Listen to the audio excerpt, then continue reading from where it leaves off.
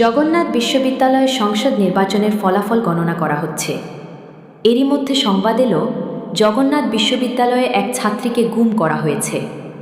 ছাত্রীর নাম তানজিলা তাবাসসুম। এই ছাত্রীকে গুম করে কারাগারে রাখা হয়েছে বলে অভিযোগ করেছে কারামুক্ত জুলাই যোদ্ধা তাহরিমা জান্নাত সুরভি। আজ বুধবার ৭ জানুয়ারি দুপুরে ঢাকা বিশ্ববিদ্যালয়ের মধুর ক্যান্টিনে বৈষম্য বিরোধী ছাত্র আন্দোলন আয়োজিত এক প্রেস ব্রিফিংয়ে এমন অভিযোগ করেছে সে। তাহরিমা বলেন, আমার সাথে জেলে আরেকটা মেয়ে ছিল, সে হচ্ছে জগন্নাথ ইউনিভার্সিটির স্টুডেন্ট তানজিলা তাবাসসুম। অর্থনীতি নিয়ে পড়তেছে সেকেন্ড ইয়ারে। ওই মেয়েটাকে পুরা গুম করে রাখা হয়েছে। ওর ফ্যামিলি জানে যে ও বিশ্ববিদ্যালয়ের হলে। একদিকে চলছে যোগসু নির্বাচন, অন্যদিকে সেই বিশ্ববিদ্যালয়ের ছাত্রীকে গুম করা। এটা কি নিছক কাকতালীয়?